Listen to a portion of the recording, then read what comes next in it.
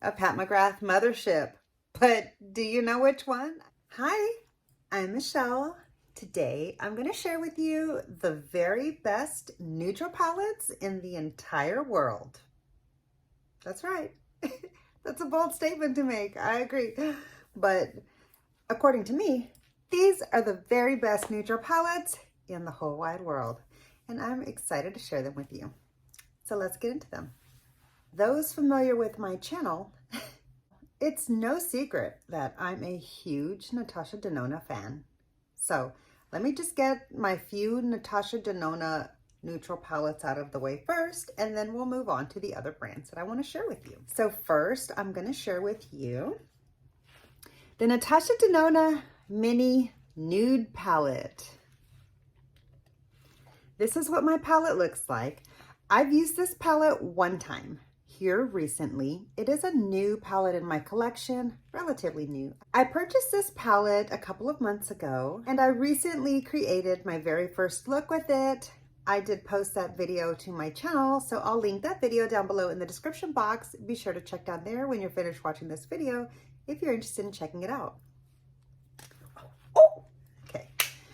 This looks like a little palette, but it's really absolutely perfect, okay? It gives you everything that you need and then some. So if your budget is $27 for a neutral palette, my best recommendation would be to get the Mini Nude from Natasha Denona. So the second palette that I want to recommend to you is, again, a Natasha Denona palette, and that is the Camel palette. Now, you might be saying, Michelle, how can you recommend that palette when it's brand new? It's never used. Like, have you used the palette? I should mention, I'm not recommending any palettes that I haven't used personally. Okay, I forgot to mention that in the beginning. I have used the Natasha Denona Camel palette, but my mom liked it when she had come over to my house after I had just tried it the first time and I was raving about it to her. I was very, very new to Natasha Denona at the time. And she wanted the palette, so I sent her home with it, and I figured I'd pick it up again someday later down the road. But what I ended up picking up was actually the next palette that I'm going to recommend to you. So the Camel palette is a little bit of a bump up in price point from the Mini Nude, but you can see that the tones are slightly different. The Camel palette is a slight price point higher than the Mini Nude palette is, but if you're interested in these tones a little bit more than the Mini Nude, or if you had twice as much money for your budget and you were asking for a great neutral palette recommendation from me, I would recommend the Natasha Denona Camel palette.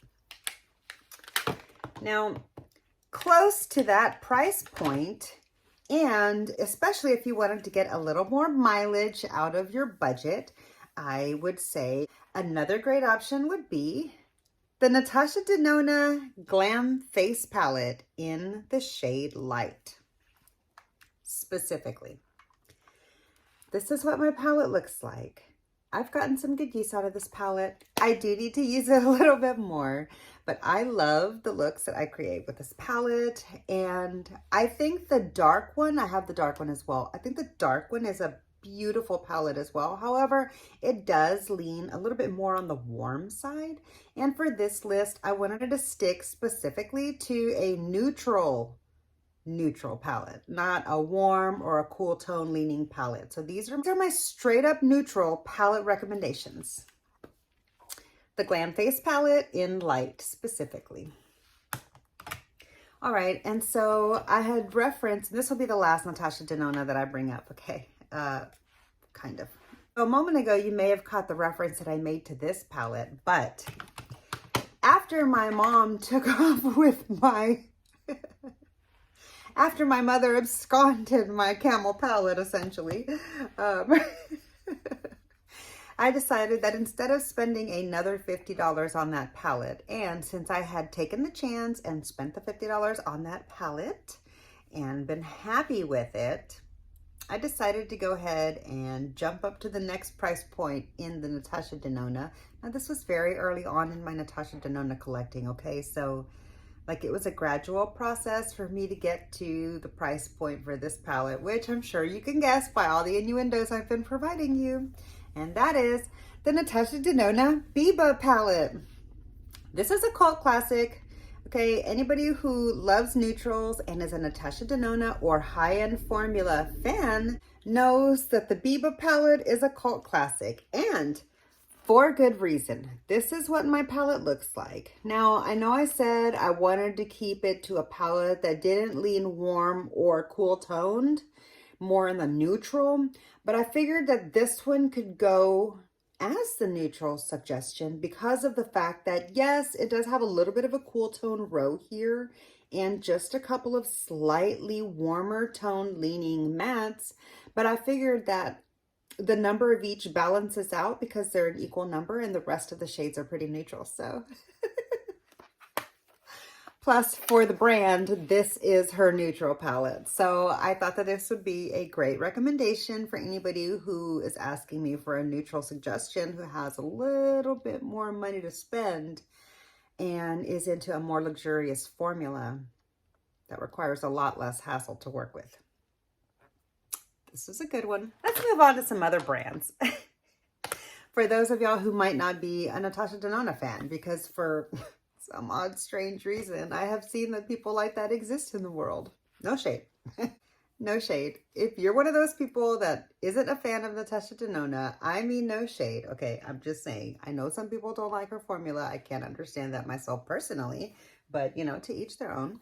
The next recommendation that I would suggest for a neutral palette in a slightly more affordable price point would be the Nude Art Library from MAC. This is a great palette. I get a lot of great neutral looks out of this palette. I really enjoy it. I guess you could kind of say that right here, these might be a slight bit warm, but I don't know. I consider this a neutral palette.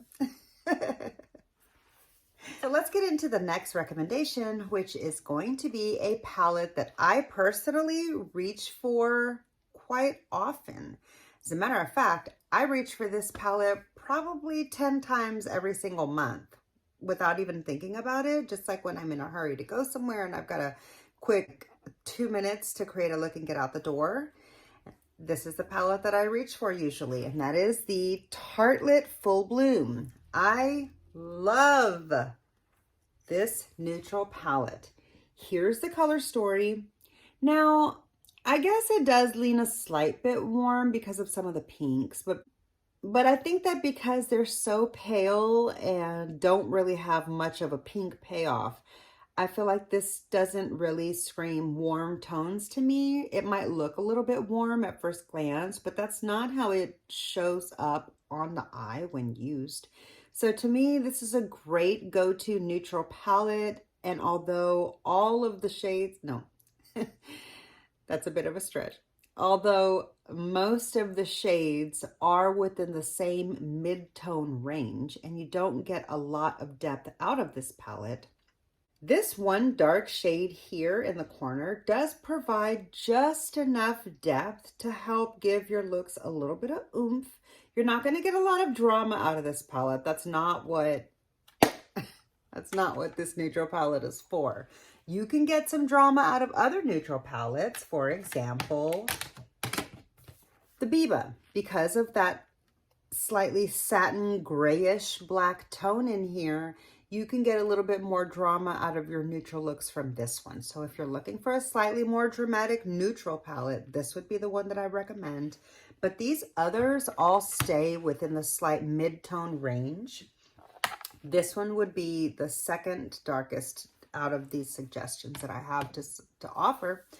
And another amazing palette that I would recommend if somebody was looking for a really high-end, luxurious experience, but is really just into simple, everyday looks, doesn't necessarily need a massive amount of shades to select from, wants a great everyday go-to palette, that would be a Pat McGrath Mothership but do you know which one? I mean, I'm sure you know which one, right? There's really only one full neutral one in my opinion, and that is the Divine Rose Mothership. I love this palette. It's so beautiful. I love this for everyday work looks. I love this for basically a lot of one and dones or two color eye looks. I haven't ventured too much into the Blitz shades yet, but as you can see, I've touched them a little bit. I still need to dedicate some effort to go through all my Blitz shades in each of my motherships. So that'll be an upcoming project soon. All right.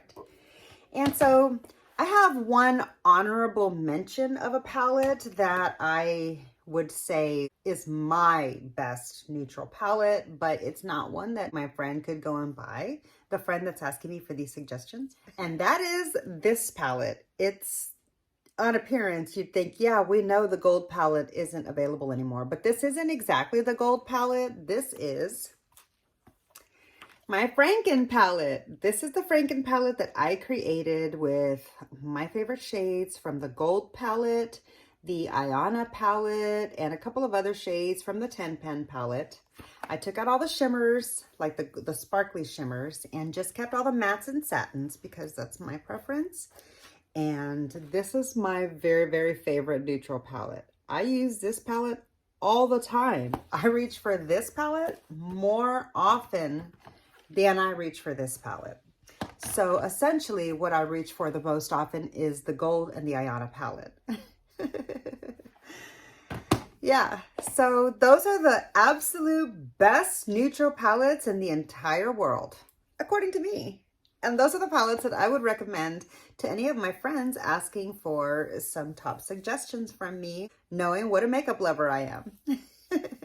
So comment down below and let me know, what are your favorite neutral palettes? Now, I'm not saying like warm leaning or cool tone leaning, because I do have a variety of those. Those will be coming up in another video. So if you enjoyed this video, please be sure to click the thumbs up button. It really does help my channel out so much. I'm trying to grow my channel, and your support by watching my video and clicking the thumbs up really does help me out so much and is truly appreciated. It also warms my heart to know that you're here with me. So thank you so much for watching my video. Also, be sure to subscribe so we can hang out again, and I'll see you in my next one. Bye!